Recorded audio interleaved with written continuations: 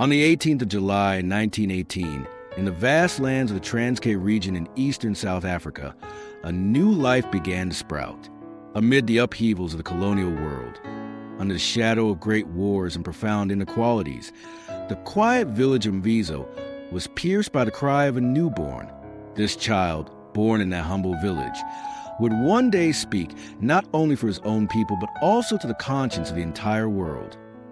Nelson Rolihlahla Mandela. At that time, Mvizo was far removed from modern cities, a place cradled by nature.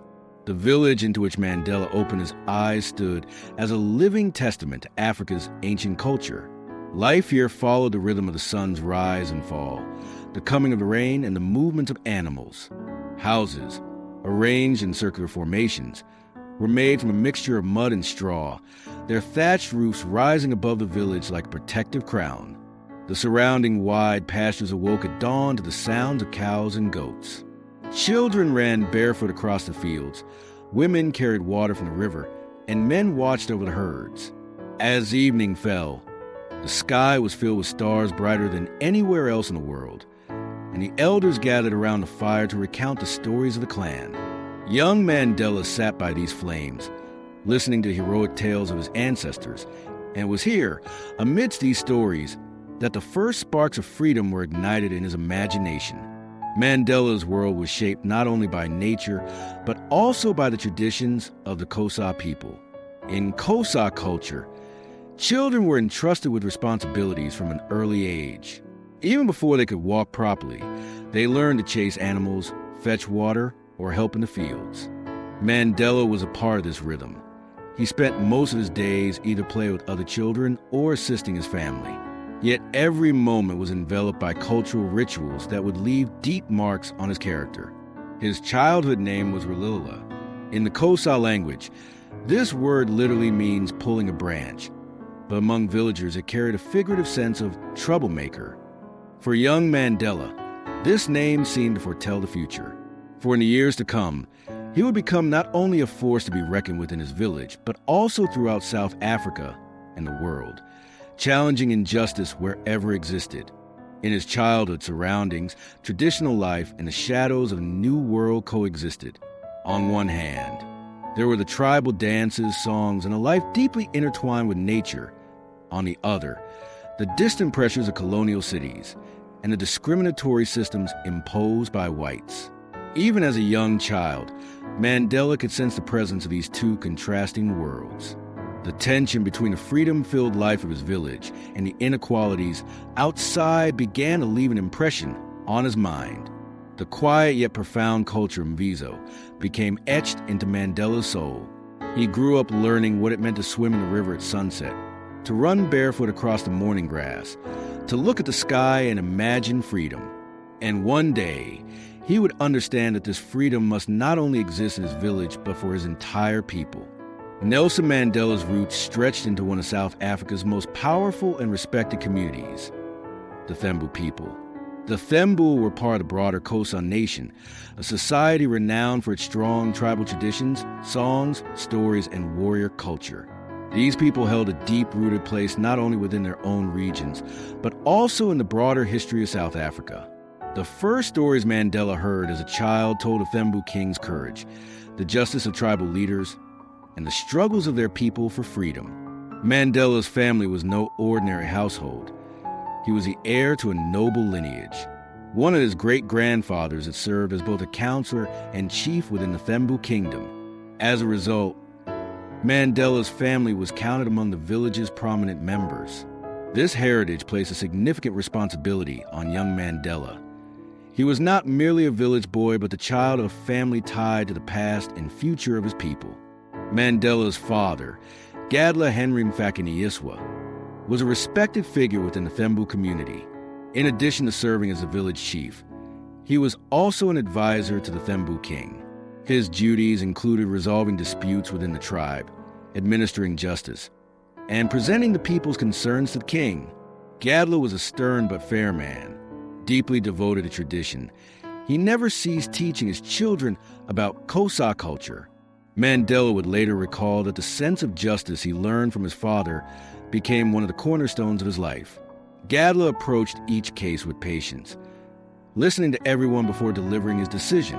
Watching his father, young Mandela began to understand that true leadership was exercised through justice and patience. Tragically, Mandela's father fell gravely ill while he was still a child.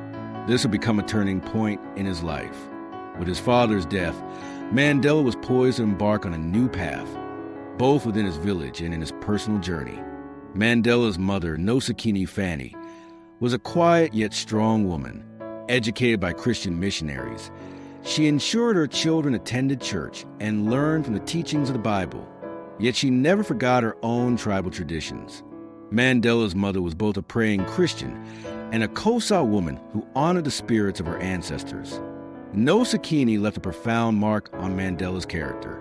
Her patience, faith, and compassion became the guiding values he would rely on during the hardships he would face later in life. Mandela carried the lessons of mercy and faith learned from his mother into every aspect of his life. Through his parents, Mandela absorbed both traditional African values and the principles of Christianity. These two worlds merged within his identity. On one side, the pride, heroic stories, and ancestral devotion of his tribe. On the other, the patience, forgiveness, and hope taught in the Bible. In later years, Mandela would embody the strength derived from this union of worlds. Tribal culture gave him identity and loyalty, while his mother's teachings provided conscience and faith. This is why Mandela succeeded in life as both a warrior and a messenger of peace. During Nelson Mandela's childhood, the cultural environment was not merely a way of life, but also a tool for education and identity formation. The life of the Xhosa people was deeply rooted in the land and nature. Each season carried its own unique rituals. Prayers were offered for rain, harvests were celebrated with songs, and dances performed by the youth before the community were not only forms of entertainment, but also demonstrations of courage and unity. Stories told around the fire were among the most powerful sources fueling Mandela's imagination. Elders shared the heroics of tribal ancestors, their struggles for freedom and supernatural teachings with the children. This oral tradition instilled in young Mandela not only a sense of historical awareness, but also a deep sense of responsibility toward his people. Childhood for Mandela was also a period of learning about sharing and community spirit. Life in the village was interconnected. Neighbors harvested crops together. Children played games collectively, and joys and sorrows were experienced communally. Traditional games, in which Mandela frequently participated, revealed his emerging leadership qualities. His peers often chose him as a spokesperson or game leader within their small groups because his calmness, fairness, and determination inspired trust. All this cultural richness left a profound mark on Mandela's mind. Africa's oral traditions, communal spirit, and tribal values laid the foundation for his future struggle. For Mandela, freedom was never merely a political concept. As he learned in his childhood, true freedom was about protecting the honor, solidarity, and spirit of a people. In the spiritual world of the Xhosa people, the spirits of ancestors were regarded as the invisible guardians of the village. They were not merely individuals who had lived in the past. They were spiritual guides who led the living, distinguished right from wrong, and influenced the destiny of the community. Therefore, every birth, marriage, harvest, or death was not just an individual event, but also a reaffirmation of the sacred connection with the ancestors. Young Mandela participated in these ceremonies from an early age. He absorbed the thunderous echo of the drums, the vibrations of women's rising songs, and the harmonious rhythm of dancing bodies. These moments were not mere spectacles for him. They were lessons that penetrated his soul. When night fell, the silence that enveloped the village was broken only by the chirping of crickets and the crackling of the fire. During these moments, the elders would gather the children around. As the flickering flames cast shadows on their faces, they recounted long stories. These stories were far from ordinary tales. They were the living memory of the tribe, the heroics of warriors, the wisdom of leaders, and the struggles for freedom passed down through generations. Mandela etched every story he heard into his memory by the fire's light. For Mandela, the concept of freedom carried a far deeper meaning than the narrow confines of politics. He began to see freedom as a sacred value entrusted by his ancestors, a treasure for which they had lived and died. The stories he heard as a child would later inspire his struggle and form the foundation of his patience and resilience. Mandela's childhood years were intricately woven with the deep roots of Xhosa culture. Yet, like every Xhosa boy, the most significant step marking the transition from childhood to adulthood was the initiation ritual. This ceremony was not merely a physical trial, but also a spiritual and identity rebirth. At the age of 16, Mandela joined other young boys in the village to take part in this sacred process. First, they were taken to the mountains, isolated from their elders, alone with nature and their inner selves. This marked their farewell to childhood. Then came the circumcision ritual, one of the most renowned rites of Xhosa culture. This ceremony tested the young men's endurance, patience, and determination. For Mandela and his peers, it was the first requirement for being recognized as men. After the ritual, the youths were kept away from communal life during a period of recovery, living alone for days while listening to the guidance of their elders. During this time, Mandela learned the true meaning of courage and responsibility. One of the most important lessons he was taught was, you are now responsible not only for your own life, but also for the honor of your community and ancestors. These words resonated deeply within him and would serve as a lifelong guide. When Mandela returned to his village after initiation, he was no longer a child but a man in the eyes of the community. This transformation altered not only his status, but also his self-perception. Mandela was now a young man who understood his responsibilities, could endure pain when necessary, and would prepare to fight for justice. This ritual marked a pivotal moment in Mandela's life. The discipline, resilience, and sense of honor he learned during these rites would later sustain him during his long years in prison. The young Mandela had drawn inspiration from the freedom stories told around the fire. The adolescent Mandela was now ready to embark on his own journey toward freedom. Nelson Mandela's childhood was deeply intertwined with the traditional life of the Xhosa people. However, his destiny would be shaped not only by village customs, but also by Western-style education.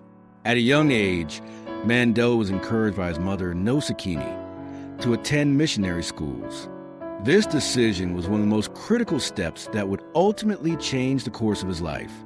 Mandela began his formal education at the Clarkberry Institute, a missionary school that, at the time, offered one of the few opportunities for advanced education to Black South Africans.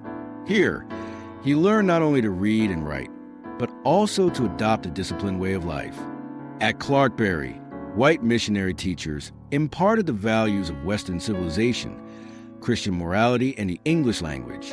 Mandela became aware of the existence of a different world. On one hand, he was raised with the traditional values of the Xhosa. On the other, he was introduced to Western education. This dual identity would later become a cornerstone of his approach to leadership.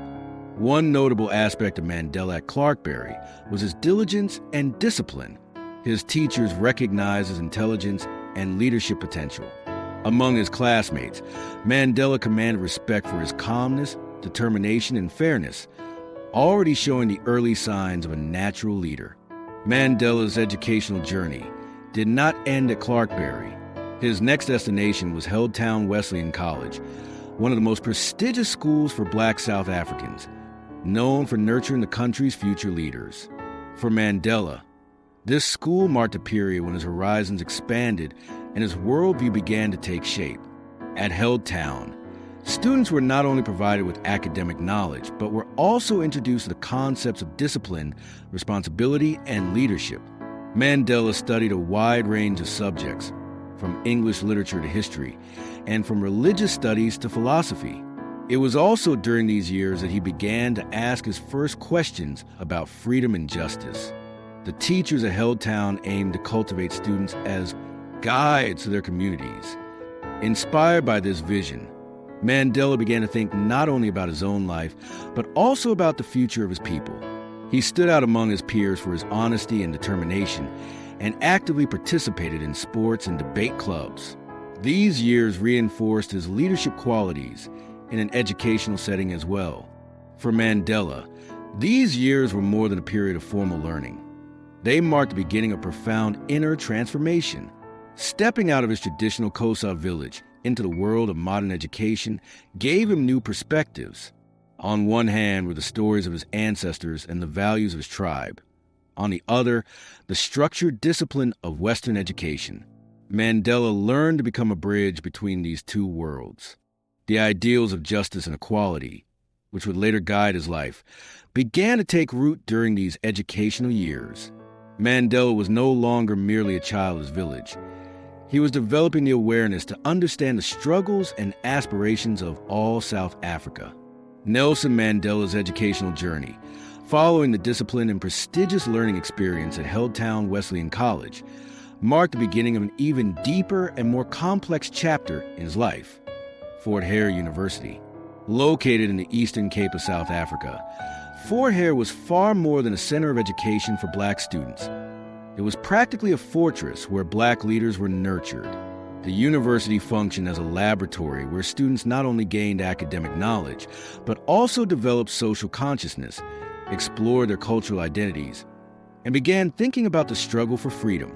For young minds like Mandela, Fort Hare was the first place where national and international issues were openly discussed and where students from different cultures exchanged ideas.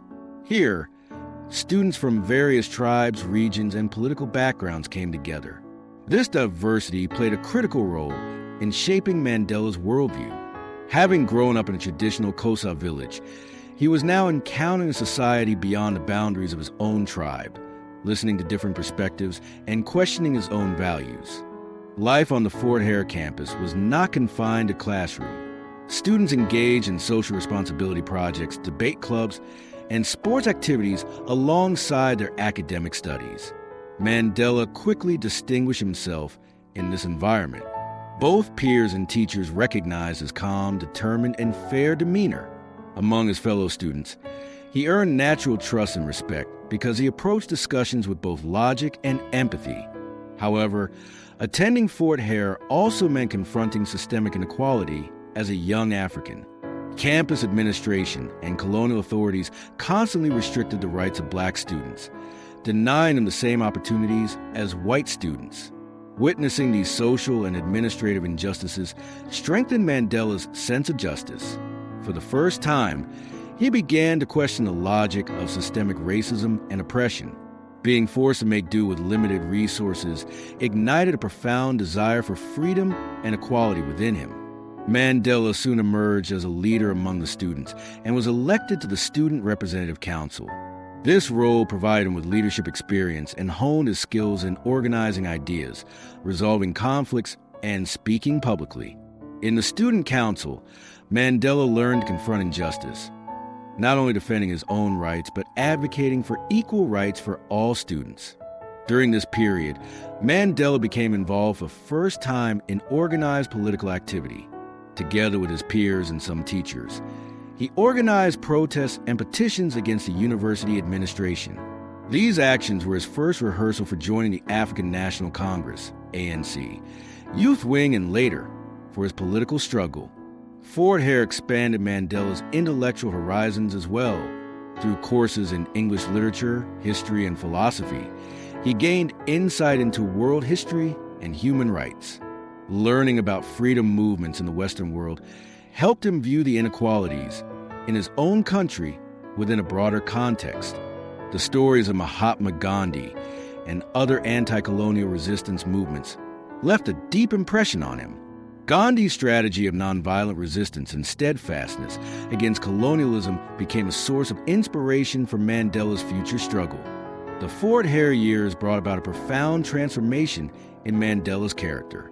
The communal awareness, justice, and courage values he inherited from Kosa culture, combined with the discipline, analytical thinking, and debating skills he developed at Fort Hare.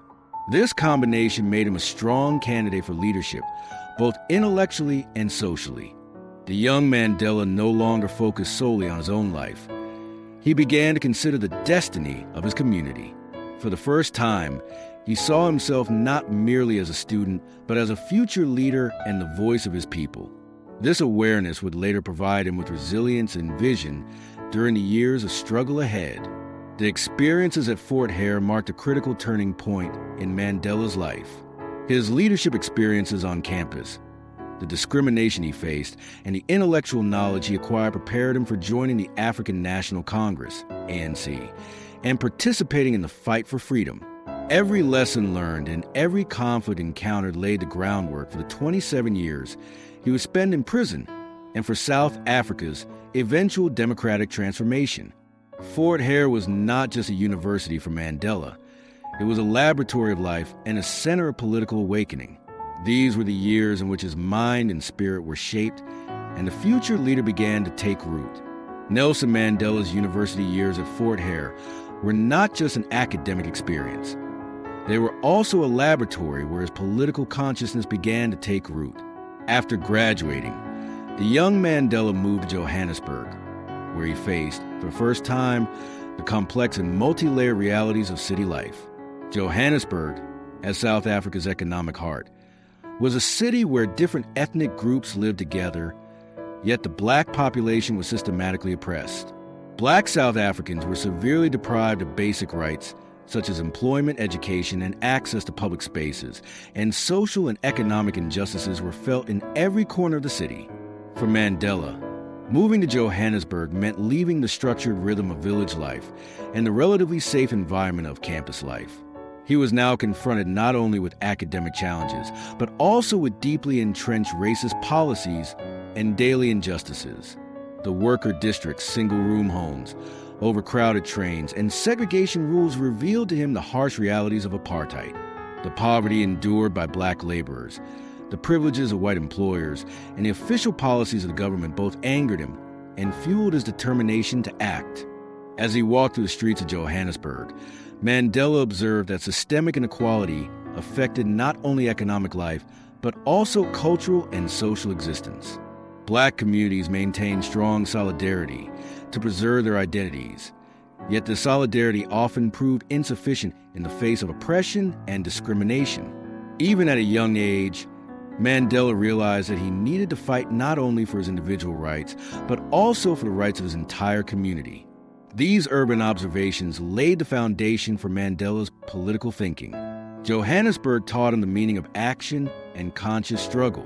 Friends at university and the activists he met introduced the young Mandela to the power of collective action, the importance of organization, and strategic ways of claiming rights. During this period, he balanced his own career and education with his first steps into fighting social injustice. These years also marked the planting of the first seeds of Mandela's identity as a political leader. Johannesburg did not merely reveal the harsh realities of urban life. It prepared the groundwork for his future participation in the African National Congress, active engagement in youth movements, and shaping of his political actions. Mandela began to solidify in his mind how he would apply the lessons learned not only to his own life, but also to the future of his people.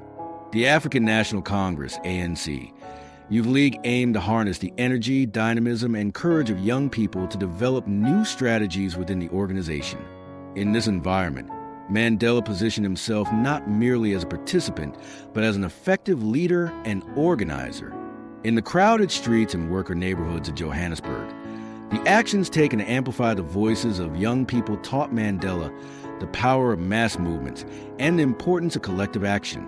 One of Mandela's first activist experiences was a local protest held in Johannesburg in 1944. These protests were part of a wave of resistance by black workers against low wages, poor working conditions, and limited social rights. During the protests, Mandela was not only physically present, he also took an active role in planning and organizing the actions. He attended community meetings, delivered speeches, and encouraged young people to join the demonstrations. During this period, Mandela had his first opportunity to put his leadership skills and strategic thinking into practice. For the protest to succeed, coordination of logistics, security, and communication was essential. Mandela, working alongside his peers to organize these actions, gained the trust of the youth while reinforcing his own sense of justice and determination. His peers began to recognize that he was not only an idealist, but also a leader capable of turning ideas into tangible action. These experiences within the ANC Youth League taught Mandela that political struggle was conducted not only through ideas, but also through organized and strategic action. The fight for the rights of Black South Africans served as a laboratory for him. Every action, protest, and campaign honed Mandela's strategic intelligence, patience, and sense of community. These years were a period of growth for Mandela, both personally and socially. The first actions he led in the streets of Johannesburg were the initial steps toward the Great Resistance movements and his 27-year imprisonment that would follow. Through these experiences, Mandela learned how a leader must organize, guide their people, and understand the power of collective action. In conclusion, the activist years that began in 1944 laid the foundational stones of Mandela's political consciousness, leadership, and action-oriented thinking.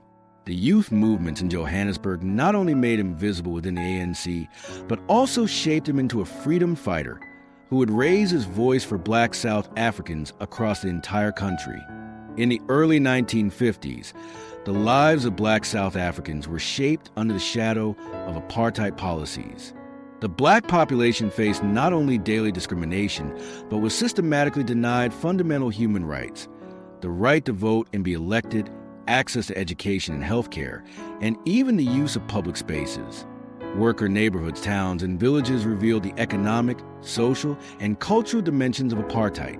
Black South Africans worked for low wages, were deprived of educational opportunities, and were constantly monitored due to official government policies. These harsh conditions became, for the young Nelson Mandela, not merely a field of observation, but the fertile ground where the first seeds of struggle were sown. His experiences in Johannesburg and other cities transformed him from a student and idealist into a leader ready to assume responsibility for the future of his community. His active participation within the ANC allowed him to translate his thoughts into tangible actions. In 1952, Mandela played a central role in the ANC's Defiance campaign, which involved mass boycotts, strikes, protest marches, and acts of civil disobedience against apartheid laws. Mandela emerged as a key figure in informing, organizing, and encouraging the people. He did not merely educate people about their rights. He inspired an act, led them, and ensured that the campaigns were executed effectively. By the late 1950s, the harsh interventions of the apartheid regime, particularly the Sharpeville massacre in 1960, forced Mandela and other ANC leaders to reconsider the strategy of nonviolent resistance. The killing of thousands of peaceful protesters by the police made it inevitable to seek new ways to secure the rights of Black South Africans. During this period, Mandela played a pioneering role in establishing the armed wing of the ANC, called Umkhonto we Sizwe, Spear the Nation. Its goal was to target government infrastructure and symbols while minimizing violence and defending the rights of the people. In 1962, Mandela was arrested and brought to trial. However, the turning point came with the Rivonia trial of 1963 to 1964.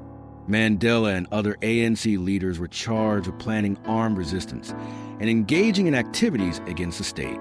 Throughout the trial, Mandela's courage, determination, and ideals resonated worldwide. The Rivonia trial not only solidified his national and international recognition, but also accelerated his emergence as a symbol of the human rights struggle. Sentenced to life imprisonment in 1964, Mandela's years on Robben Island became a testament to his commitment to freedom and justice. The Rivonia trial and his prior activist experiences reinforced his leadership, strategic thinking, and determination. Mandela became not only a political prisoner, but also a symbol for all South Africans and a universal struggle for freedom. These years marked a turning point in Mandela's life. From nonviolent protest to armed resistance, from local activism to international recognition, the journey strengthened his character and vision for struggle. The Rivonia trial and the preceding years of resistance laid the foundation for the events that immortalized Nelson Mandela as an enduring symbol of justice and freedom. The year 1964 marked both an end and a new beginning in Nelson Mandela's life. His life sentence following the Rivonia trial meant the loss of his physical freedom. Yet Mandela understood very well that his freedom could not be confined by walls and iron bars. Robben Island, a small and isolated prison off the coast of Cape Town, was a harsh facility used by the apartheid regime to punish black leaders and dissidents. Its rugged cliffs, cold ocean winds, and barren grounds tested Mandela not only physically, but also challenged his patience, willpower, and ideals. Upon arriving at Robben Island, Mandela was confronted with harsh realities: cramped, damp cells, insufficient food, and appalling hygiene. Each day entailed grueling physical labor in the quarries, breaking and carrying stones. Meanwhile, the constant supervision and pressure from the guards meant that even a minor mistake or sign of resistance could result in severe punishment. Yet Mandela saw these challenges not as obstacles, but as trials that strengthened his resolve. Physical pain did not break his spirit. Rather, it reinforced his determination and sharpened his mental resilience. Life on Robben Island was not merely a punishment for Mandela. It was also a profound education and strategy laboratory. The relationships he formed with fellow prisoners helped him develop his leadership skills. Each day, he shared knowledge, read books, analyzed newspapers, organized discussion groups, and mentored younger inmates. This environment allowed Mandela to gain expertise in political strategy, diplomacy, and collective action. Everything he learned was later applied to shape ANC plans and to serve effectively as a leader in South Africa's struggle for freedom. During his years on Robben Island, Mandela developed extraordinary discipline in preserving his mental and spiritual freedom. Daily routines, small goals, and personal responsibilities kept his spirit of resistance alive. Completing a book each day, leading a discussion, or boosting the morale of fellow prisoners strengthened his mental endurance. Continuously nourished by ideals of freedom and justice, Mandela built an inner resistance beyond physical boundaries. Robben Island was also a space of collective solidarity for Mandela. Sharing knowledge and experiences among prisoners was used to foster social awareness and develop strategic plans. Mandela led fellow inmates, learning to organize their ideas and energy. Small discussion groups, reading clubs, and educational activities became ways to overcome the hardships of prison life. In every step, he embodied social responsibility and leadership. Physical confinement and isolation did not leave Mandela alone. On the contrary, they turned him into a symbol of resistance and strategic thinking. Prisoners on Robben Island gradually transformed it into a school of political consciousness. Mandela acted with the future of South Africa in mind, maintaining morale, teaching collaboration, and encouraging the exchange of ideas, which extraordinarily enhanced his leadership capacity. During his imprisonment, Mandela's resistance extended beyond the island's walls. An international spotlight emerged, applying global pressure against the apartheid regime. Newspapers, activist organizations, and world leaders closely followed conditions on Robben Island, highlighting Mandela's situation. Mandela leveraged this international attention to sustain the spirit of struggle. In the eyes of the world, each day in prison contributed to his legend as a freedom fighter and human rights advocate. Mandela's life on Robben Island stands as a unique example of inner strength, patience, and the preservation of ideals. Physical pain, isolation, and psychological pressure did not break his resolve. They strengthened it. During this period, Mandela deepened his commitment to freedom, equality, and justice, while maturing his leadership and strategic abilities. Throughout his 27 years of imprisonment, Mandela became more than a political prisoner. He became a symbol of the struggle for freedom in South Africa and worldwide. Narrow cells, stone quarries, and harsh daily routines did not diminish his ideals. They forged him into a more effective leader and visionary. His release in 1990 signified not only Mandela's freedom, but also the beginning of South Africa's democratic transformation. The prison years shaped Mandela's character, determination, leadership, and inner strength, while immortalizing him as a universal symbol of the struggle for freedom. Robben Island was not merely a prison. It was a laboratory of ideals, strategy, solidarity, and human dignity. Each day Mandela spent there strengthening his commitment to himself and his people, engraving him into world history as a symbol of freedom and justice. After 27 years, Nelson Mandela's release from Robben Island was not just the freedom of one man. It was the embodiment of a nation's hope for liberation after decades of oppression. As the prison gates opened, crowds filled the streets to greet him. People in Johannesburg, Cape Town, and small towns gathered around him with flags, banners, and songs. Mandela's walk was calm yet resolute. Every step symbolized the accumulated pain of years and the spirit of struggle. When he spoke to the people, his words were more than celebration. They carried messages of peace, equality, and national unity. He emphasized reconciliation over hatred and unity over division. This approach reflected not only his leadership, but also the depth of his inner strength and vision. Whenever Mandela met the people, he felt their emotions, fears, and hopes, merging his personal freedom with that of the nation. This moment signaled to the world that South Africa was entering a new era. Mandela was no longer just a leader, but a living symbol of his country and its people. Following his release, Mandela played a key role in negotiations with ANC leaders and government officials. Discussions on a post-apartheid constitution and democratic elections were built on years of hostility and distrust. Mandela wielded reconciliation and diplomacy as tools, demonstrating patience, strategy, and a human-centered approach in every meeting. He worked tirelessly to persuade former adversaries, earn public trust, and ensure a peaceful transition. Negotiations were not merely about enacting laws. They were about healing past wounds, addressing societal traumas, and constructing a new national identity. In each discussion, Mandela combined political intelligence with moral authority, seeking consensus and compromise. Mandela's success in these negotiations made it possible for South Africa to democratize without descending into civil war. Under his leadership, the shadow of apartheid no longer dictated the country's future.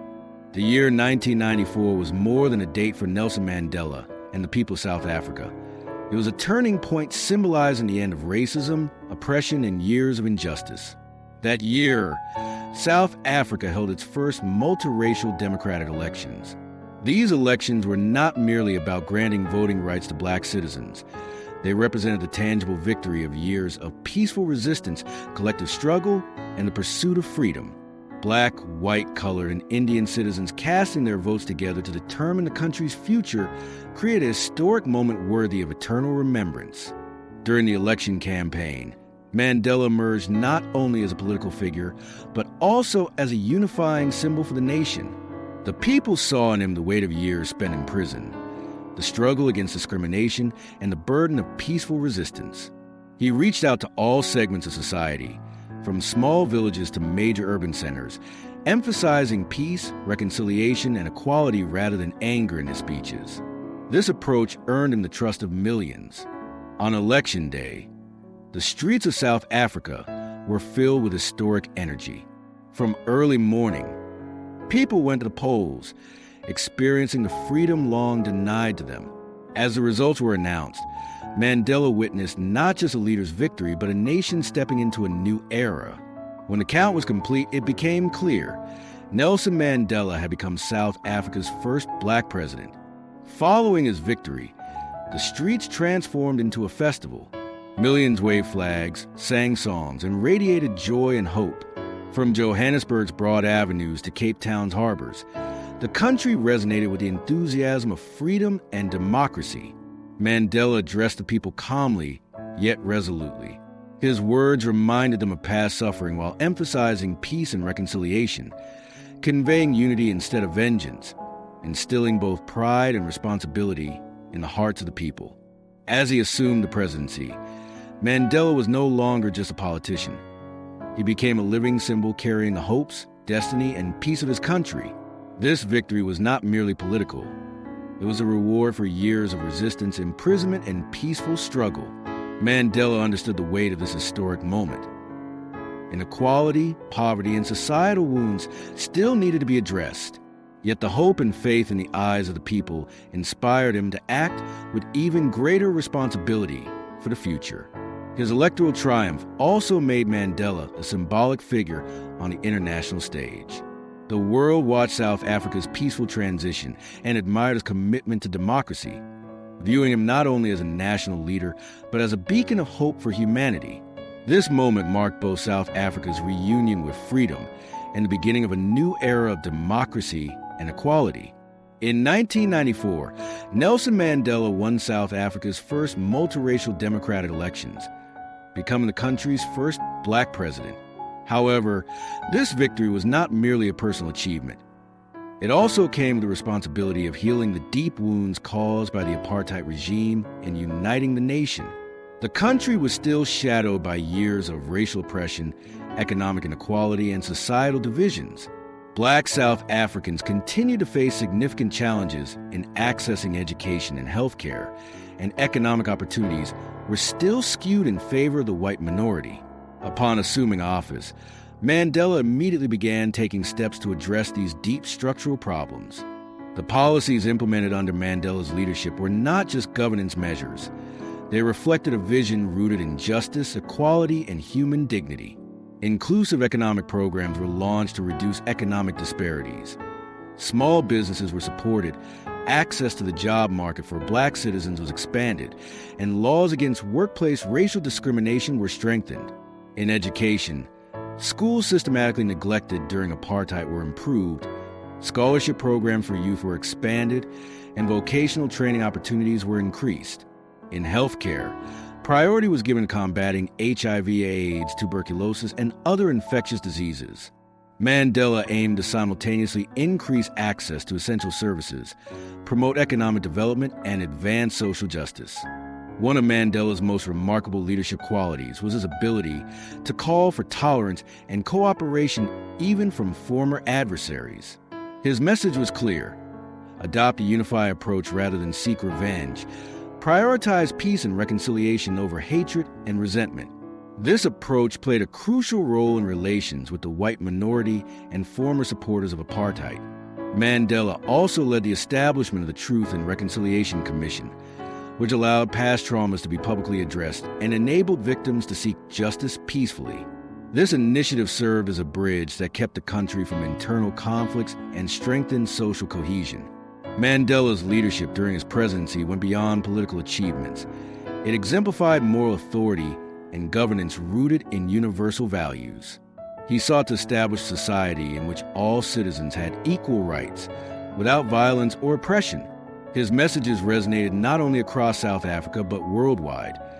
Leadership can be shaped by peace, justice, and reconciliation even in the most challenging times. Mandela, through this stance, became a symbol of his country's rebirth. Mandela also prioritized cultural and social initiatives to strengthen national unity. He used sports and arts events as tools for peaceful reconciliation.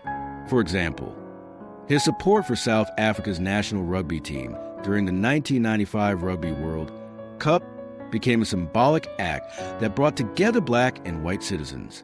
Such initiatives aimed to create a shared identity and national pride in a post-apartheid divided society. Throughout his presidency, Mandela did not only liberate the country, he also consolidated the foundations of justice, equality, and democracy. His leadership became a global example, embodying nonviolent resistance, peaceful reconciliation, and ethical governance. The measures he took during this period provided South Africans not only with freedom, but also with hope and confidence. His greatest legacy for future generations was not just a democracy, but a unifying and human-centered vision for society. Nelson Mandela was not only a symbol for South Africa, but also for the entire world. His struggle went beyond ending the apartheid regime. It elevated the universal values of freedom, equality, and human rights. When Mandela emerged onto the global stage after 27 years of imprisonment on Robben Island, he was recognized not only as a leader in a nation, but also as a global symbol of peace and justice. Following his release, the world closely watched South Africa's transformation under his leadership. The peaceful reconciliation process he guided demonstrated how nonviolent resistance and diplomatic leadership could achieve tangible results. Leaders, scholars, and human rights advocates worldwide regarded Mandela as a model figure. His joint receipt of the 1993 Nobel Peace Prize with Frederick Willem, de Klerk reinforced his status as a symbol of peace and reconciliation, not only for his own people but for the world. Mandela's international impact extended far beyond awards. His life and word became foundational in books, academic research, conferences, and educational programs focused on human rights, leadership, and social justice. Young leaders around the world drew inspiration from Mandela's tolerance, patience, and ethical leadership. Many nations looked to his struggle as a model in their own democratic transitions. Beyond South Africa, Mandela remained active on global issues. He led efforts to promote peace across Africa, mediated in conflict zones, and supported development projects. Initiatives such as raising awareness about HIV/AIDS and global health programs demonstrated that Mandela's leadership vision was not limited to politics alone. Millions of people across Africa and the world directly or indirectly experienced the impact of his compassion and responsibility-driven policies. Mandela's influence also resonated culturally. His life has been depicted in films, documentaries, theater, and music. UNESCO highlighted him as an example in global human rights and peace education programs. His vision continued to promote ideals of peace, equality, and justice not just for South Africa, but for humanity as a whole.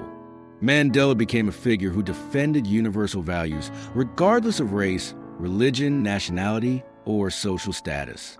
Mandela's legacy has endured not only in history books, but also in the hearts and minds of people worldwide as a symbol of hope and resilience. His life provided the strongest example of fighting oppression and discrimination with determination, patience, and strategic resistance.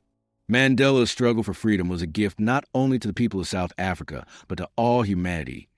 His message was universal. Justice, peace, and equality are possible and achievable even in the darkest times. Mandela's global influence left a lasting legacy of ideas and leadership for generations to come. His life became legendary not only for political achievements, but also for embodying humanity, empathy, reconciliation, and peace. Millions of people worldwide continue to draw inspiration from his story to create change in their own communities, serving as the strongest testament to the enduring impact and legacy of Nelson Mandela.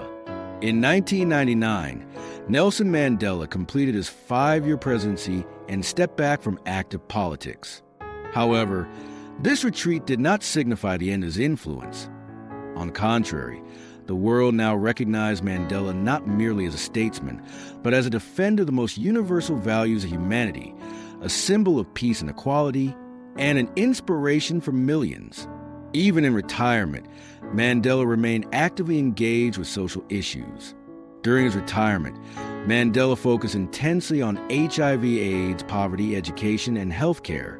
He spoke on national and international platforms to raise awareness about the HIV/AIDS crisis, which affected millions in South Africa.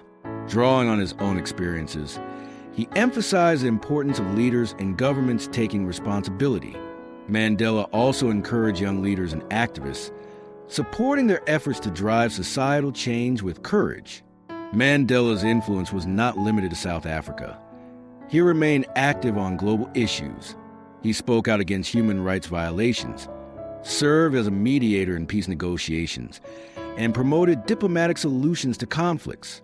His philosophy reflected a vision of a world grounded in justice, equality, and human dignity. He consistently advocated for dialogue, reconciliation, and understanding over violence and vengeance. Mandela's life philosophy inspired millions worldwide. His patience, commitment to justice, and conciliatory leadership became examples for social movements, democratic reforms, and human rights efforts across many countries. He showed that peace and dialogue are possible even in places dominated by conflict and hatred. His life served as a guide. Be brave in difficult times, avoid harboring grudges, and always uphold human dignity. This inspiration spread through academic studies, civil society projects, international conferences, and youth programs. Mandela's story continues to exist as a living teacher, not only in history books, but also through lessons and examples passed to each new generation. His message was clear.